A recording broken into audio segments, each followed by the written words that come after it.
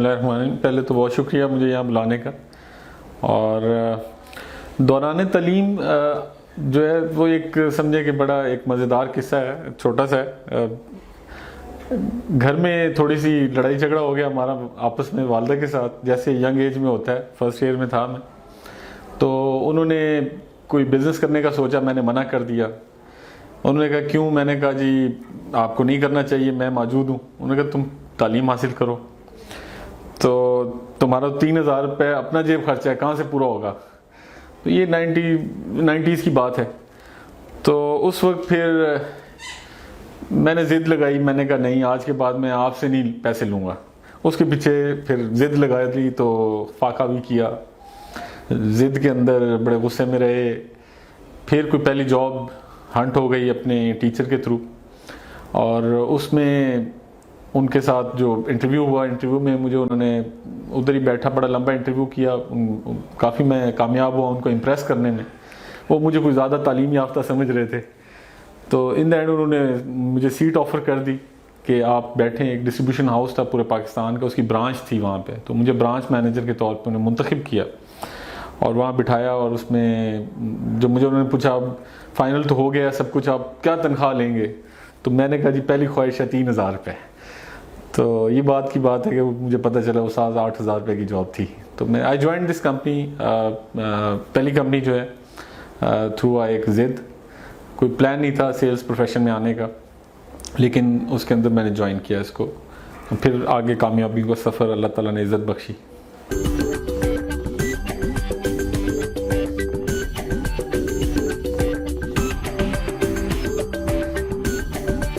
Sales profession जी बड़ा exciting profession है।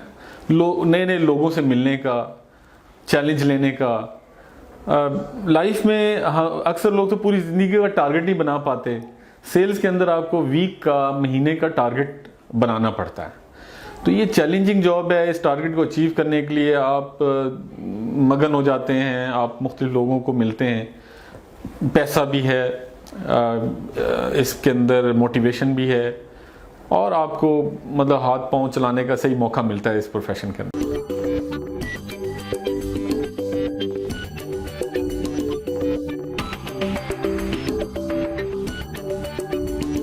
Perspective तो खैर हर जगह पे सेम ही है, कोई फ़र्क नहीं है।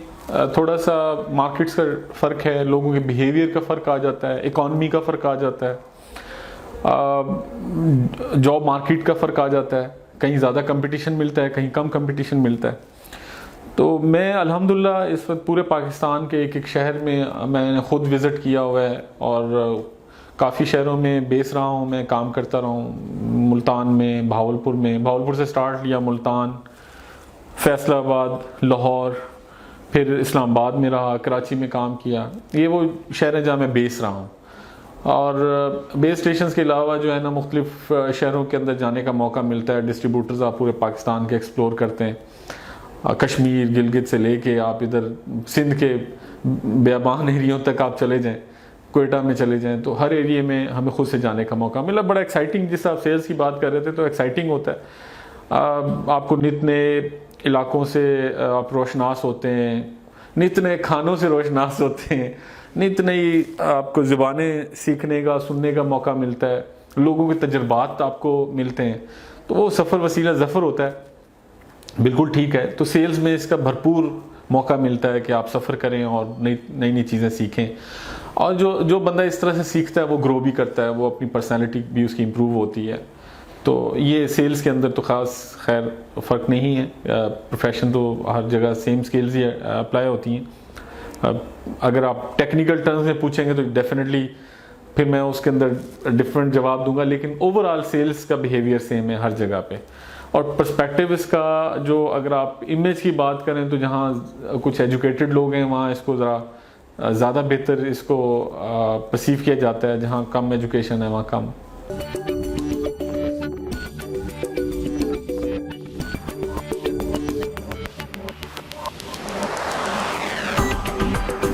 देखें, पहली चीज़ तो ये कि सेल्स में आने के लिए तो कोई सिर्फ आपका जो आपको बोलना आता हो और आपका दिमाग जो है वर्किंग ऑर्डर में हो तो आप सेल्स में आ सकते हैं। उसके लिए कोई बहुत ज़्यादा पढ़ा लिखा होना ज़रूरी नहीं है। आपको आपका सेट ऑफ स्किल्स जो है ना, आपका एप्टीट्यूड आपका एज पर वो सेल्स होना चाहिए। अब रहा इसके अंदर जो डिफरेंट आप जिस तरह बात करें कि जी इसके अंदर सेल्स का, इसके अंदर आने के लिए स्किल्स फिर आप आहिस्ता आहिस्ता आपको इम्प्रूव करनी पड़ती हैं। ग्रोथ के लिए आपको अपने आप को इम्प्रूव करना पड़ता है, क्योंकि सेल्स जो एक शॉप के ऊपर एक बंदा खड़ा होकर सेल्स करे उसको भी सेल्स प्रोफेशन ही कहूँगा मैं, और उसको भी सेल्स प्रोफेशनल कहूँगा जो CEO है किसी कंपनी का। सो इस एक लेवल से दूसरे लेवल पर डिफरेंट सेट ऑफ स्किल्स चाहिए होते हैं, और आपको डिफरेंट तरह से बिहेव करना होता है, डिफरेंट तरीके से आपको अपना एजुकेशन को इम्प्रूव करना होता है।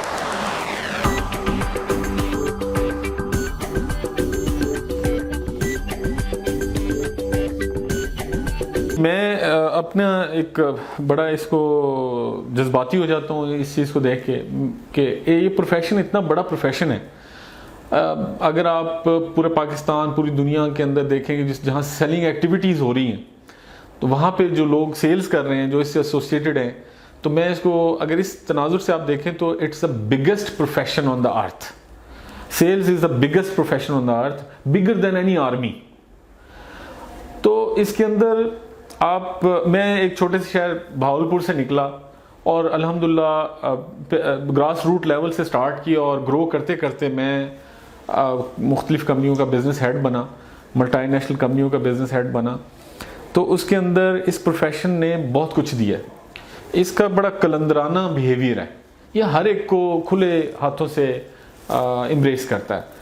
और अगर आप अंबिया कराम को देखें तो उन सब ने आलमोस्ट इस पेशे को अपनाया, और हुज़ूर सल्लल्लाहु अलैहि वसल्लम ने भी हज़रत खदीजा रज़ियल्लाहु तआला अन्हा का माल तिजारत लेके वो दूसरी जगह पे फ़रोख्त किया, और वहाँ पे इस तरीके से फ़रोख्त किया कि सेल्स वालों के लिए भी सुन्नतें मुकर्रर कर दी।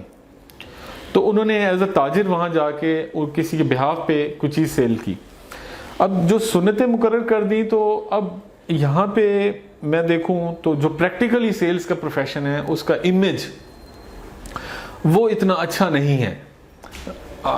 जिनको पता है वो तो इसको बहुत अच्छा लेते हैं, लेकिन एट मैस लेवल जो सेल्स से रिलेटेड नहीं है वो इसको हमेशा वो इतना काबिल इज़्ज़त नहीं समझा जाता कि बाय चॉइस इसको जो है लोग ज़्यादातर आते हों। मेरा ख्याल में 80-90% लोग बाय एक्सीडेंट आते हैं, बाय चॉइस नहीं आते। 8-10% ही होंगे जो कि बाय चॉइस इसको प्रोफेशन को अडॉप्ट करते हैं। उनको पता नहीं है इस प्रोफेशन के बारे में, इसके फ़वाइद के बारे में पता नहीं है। इसके अंदर कोई सिफारिश नहीं है। यहाँ पे आप परफॉर्म करें, जैसे एक स्टूडेंट है उसने परफॉर्म किया, पेपर दिया, एंड में एक मार्क्स आते हैं उसके। मैथ्स का सवाल है, जितने सवाल के जवाब उसने सही कर दिए, एंड में उसको मार्क्स मिल गए। उस मार्क्स की बेसिस पे उसको ग्रेडिंग मिल गई है, ए है, बी है, सी है, प्रमोट करना है, नेक्स्ट क्लास में जाना है, न मार्क्स की बेसिस पे मिल गए। सेल्स वो प्रोफेशन है जहाँ आपको नंबर्स की गेम है, जहाँ टारगेट अचीव कर लिया, आप कहीं से बिलोंग करते हैं, कोई भी हैं, आपको वहाँ पे एक्सेप्टेंस मिलेगी। आप टीम बिल्ड करना जानते हैं, जैसे जैसे लेवल ऊपर जाते हैं, आप अपना सेट ऑफ स्किल्स इंप्रूव करते हैं, तो आप आगे बढ़ जाते हैं। तो ये सारी चीज़ें, क्योंकि मैं ग्रॉस रूट लेवल से ऊपर तक पहुंचा हूं, तो मैं इसके तमाम मसाइल से आगाह हूं किसी हद तक। इन चीज़ों को सामने रखते हुए मैंने देखा कि इसको सबसे पहले जो एथिकल सेलिंग है वो कैसे प्रमोट की जाए। नॉर्मली जब सेट ऑफ स्किल नहीं होता, और एंट्री क्राइटेरिया भी बाय द वे इसके अंदर बुनियादी तौर पे नहीं है कि किसी को देखा जाए कि यार इस लेवल पे इसको लगाना है। बुनियादी लेवल के ऊपर लोग जो आते हैं उसके अंदर उनको कोई बहुत ज़्यादा चीज़ें नहीं देखी जाती, फिर वो हाथ पांव मारता मारता अगर ऊपर पहुंच जाए तो ठीक है, या फिर किसी लम्ब से या IBA या किसी और बड़ी यूनिवर्सिटीज़ XYZ मैं नाम ले गया तो किसी को भी आप वो बड़ी डिग्री लेके वो मैनेजमेंट ट्रेनी आ गया, और फिर वो ऊपर से चलता गया, नीचे फोर्स जो है वो ट्रेन नहीं होती। बिजनेस की जो एक्चुअल एक्टिविटी है वो फ्रंट लाइन सोल्जर कर रहा होता है। फ्रंट लाइन पे जो बंदा है सेलिंग कर रहा है, वही कंपनी की पहचान है, वही कमा के ला रहा है, वही बिजनेस जनरेट कर रहा है। उस लेवल के ऊपर कोई ट्रेनिंग नहीं है। ख़ास तौर पे कंपनियां बाद में जब बंदे आ जाते हैं तो फिर उनके ऊपर कोई कंपनियां ट्रेनिंग देती हैं। तो हमने ये इसके ऊपर काफ़ी सोचो विचार की, और मैंने देखा कि मैं इसको कोई एक ऐसा इदारा बनाऊं जो कि पूरे पाकिस्तान में सबसे पहले इस के इमेज को, सेल्स प्रोफेशन को इम्प्रूव कर सके। नंबर 2, वो बच्चे, वो स्टूडेंट्स जो इसके अंदर आना चाहते हैं, उनको बुनियादी जो सेल्स की स्किल्स हैं वो मुहैया कर दी जाए, उनको बता दिया जाए। उनके जो सवाल हैं वो बुकिश नॉलेज और प्रैक्टिकल नॉलेज को इन सिंक कर दिया जाए। और प्लस उसके अलावा जो ऊपर की मैनेजमेंट है, लोग हैं, नेटवर्किंग कर दी जाए। मैं एक एट टाइम्स जब मैं जनरल मैनेजर सेल्स या हेड ऑफ सेल्स बैठ के वहाँ पे देखता था, तो ग्रास रूट लेवल के ऊपर हमें बंदे नहीं मिलते। जो मुख्तलिफ कंपनीज भी रिसोर्स प्रोवाइड करती हैं, वो भी आपको वो हाई लेवल के रिसोर्सेज तो प्रोवाइड कर देंगे। लिंक्डइन से ले लिया, कहीं सोशल मीडिया से कोई चीज़ उठा ली, प्रोफाइल शेयर कर दिया। लेकिन जो पहला बंदा है, जो ऑर्डर बुकर है, जो सेल्समैन है, वहाँ पर ये प्रॉब्लम आ जाती है। तो हमें ऊपर बंदे चाहिए होते थे, बंदे नहीं मिलते। हम कहते बंदे नफरी पूरी करो। वो नीचे से फिर area manager, sale officer, distributor नफरी पूरी करते हैं, और वो जो भी बंदा आ गया उसको भर्ती कर लिया। फिर उन 10-12 में से जिसने टारगेट अचीव ना किया 2-4 महीने, तो उसको जो है निकाल दिया, और जो चल पड़ा वो चल पड़ा। तो बुनियादी तौर पे कोई स्किल डेवलपमेंट का वहाँ पे उस लेवल पे नहीं है। हमने ये अब कोशिश की है इसके ऊपर। 2012 में मैंने एक ये एक्टिविटी स्टार्ट की थी प्रैक्टिकली। हमने एक सेल्स प्रोफेशनल्स का एक फोरम बनाया, और उसके ऊपर मैंने स्टार्ट किया, लोगों को बुनियादी नॉलेज देना शुरू किया, लाइक माइंड लोगों को अटैच किया। वहाँ से फिर हमने अब जाके वो इदारा जो है एक एसोसिएशन की शक्ल इख्तियार कर गया अल्हम्दुलिल्लाह, जिसमें पाकिस्तान के तमाम सेल्स प्रोफेशनल्स, बड़े बड़े इदारों के CEOs उसके अंदर मौजूद हैं। तो हमारा आगे प्लान यही है कि उनको हम बुनियादी जो है वो जो एकेडमीज़ हैं पूरे पाकिस्तान के अंदर, वो शहर भी जहाँ पे छोटे शहरों में एक्सेस नहीं है, बंदे बहुत हैं, पढ़े लिखे बंदे बहुत हैं, MBA किया हुआ, MSc किया हुआ, जॉब नहीं है, लेकिन उसको वो सिर्फ डिग्री लेके बैठा हुआ, उसको ये नहीं पता मैंने जॉब हंट कैसे करनी है, बुनियादी मुझे सेट ऑफ स्किल्स क्या चाहिए। तो हम अपने तालीमी इदारों को अटैच करके हम उनको ये बुनियादी कोर्सेज पूरे पाकिस्तान में करवाएंगे ग्रास रूट लेवल के ऊपर, सो दैट सीडिंग अच्छी हो जाए इस प्रोफेशन की।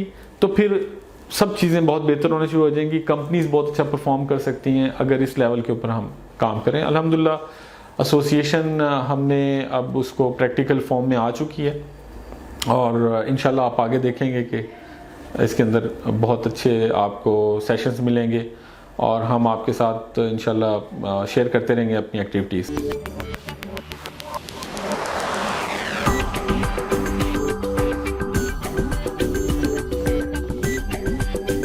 देखिए जी, पहले तो ये होता है कि किसी आसानी से जो है ना वो मिल जाए, पैसे आना शुरू हो जाए मंथली बेसिस पे।